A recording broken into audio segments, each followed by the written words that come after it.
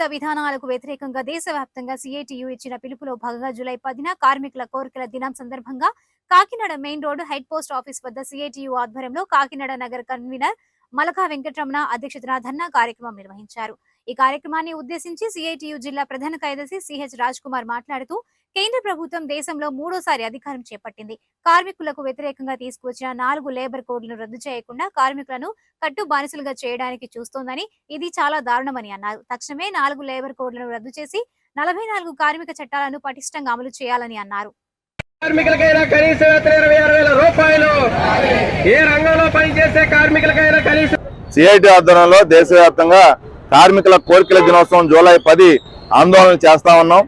2014 BJP ప్రభుత్వం అధికారంలోకి వచ్చిన తర్వాత పెట్టిన కార్మికుల డిమాండ్లు ఏ ఒక్కటి కూడా 10 ఏళ్లు గడిచిన తర్వాత కూడా ఏ ఒక్క డిమాండ్ని మోడీ ప్రభుత్వం కార్మికులకు నెరవేర్చలేదు. కాబట్టి కోరికల దినోత్సవం పేరుతో ఆందోళనకు సిద్ధపడ్డాం. మరో పక్క ఏ రంగంలో పనిచేసేటువంటి కార్మికుడికైనా కనీస వేతనం 26 ఇవ్వాలి, 26,000 ఇవ్వాలని చెప్పి మేము డిమాండ్ చేస్తా ఉంటే ధరలకు అనుగుణంగా మోడీ ప్రభుత్వం జాతీయ కనీస వేతనం 4,500 ఇస్తే సరిపోతుందని చెప్పి నిర్ణయించడం అత్యంత దుర్మార్గమైనటువంటి విషయం. మరో పక్క రోడ్డు మీద తోలేటువంటి ఎవరైతే వాహనాలు నడిపే వాళ్ళు ఉన్నారో వాళ్ళందరినీ ఇబ్బందిగా, ఆఖరికి స్కూటర్ తోలేవాడిని కూడా ఇబ్బంది పడేటువంటి భారత న్యాయ సంహిత లాంటి చట్టాలను రద్దు చేయాలి.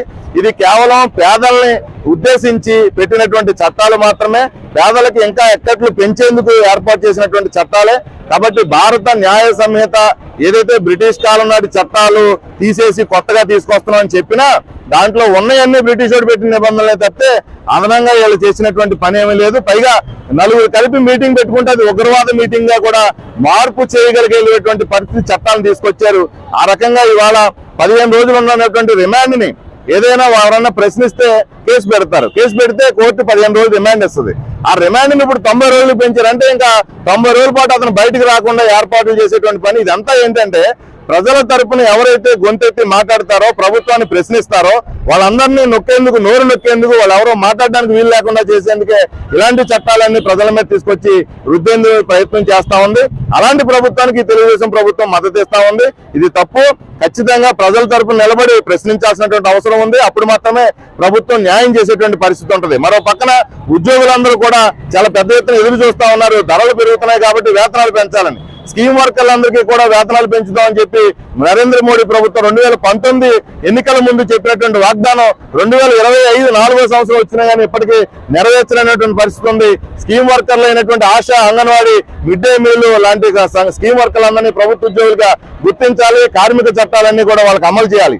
అసంఘటిత రంగంలో ఉండేటువంటి బిల్డింగ్ వర్కర్లు, భవన నిర్మాణ కార్మికులకి సామాజిక భద్రత కల్పించేటువంటి చట్టాన్ని ఈ రాష్ట్రంలో అమలు చేయాలి. దేశవ్యాప్తంగా ఒకే పద్ధతిలో అమలు చేసేటువంటి పని చేయాలని చెప్పి మేము కోరుతూ ఈ ఆందోళన జూలై 10వ తారీఖున ఆందోళనలో పెట్టినటువంటి డిమాండ్లు నెరవేర్చకపోతే రాబోయే రోజుల్లో పెద్ద ఎత్తున కార్మిక సంఘాలని, ప్రజల్ని పోగేసి, రైతుల్ని పోగేసి పెద్ద ఎత్తున పోరాటాలు సిద్ధపడతామని చెప్పి కేంద్ర ప్రభుత్వానికి హెచ్చరిక చేస్తాం.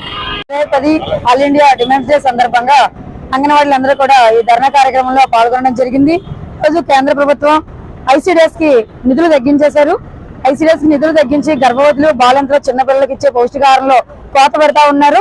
తక్షణమే ఐసీడీఎస్ కి బడ్జెట్ లో నిధులు పెంచాలని, అలాగే 1975 నుంచి ప్రారంభించిన ఈ దాంట్లో మేము పనిచేస్తున్నప్పటికీ కూడా ఇప్పటికీ కూడా మమ్మల్ని ప్రభుత్వ ఉద్యోగులుగా గుర్తించట్లేదు. ప్రభుత్వ ఉద్యోగులుగా గుర్తించాలని, అలాగే సామాజిక భద్రతా పథకాలైన PF-ESA సౌకర్యాలు, అలాగే గ్రాట్యుటీ ఇవన్నీ కూడా మాకు కల్పించాలని చెప్పేసి anganwadi workers and helpers union గా మేము డిమాండ్ చేస్తూ ఈరోజు కాకినాడ జిల్లాలోని 21 మండలాల్లోనూ కూడా మండల కార్యాలయాల వద్ద ఈ ధర్నాని, ఈ జూలై 10 కోరికల దినోత్సవంలో అంగన్వాడీలు అందరూ కూడా పాల్గొన్నారు. కాబట్టి మా డిమాండ్లన్నీ కూడా నెరవేర్చడం కోసం కృషి చేయాలని చెప్పేసి ఈ సందర్భంగా తెలియజేస్తా ఉన్నాం. చంద్రావతి, జిల్లా ప్రధాన కార్యదర్శి.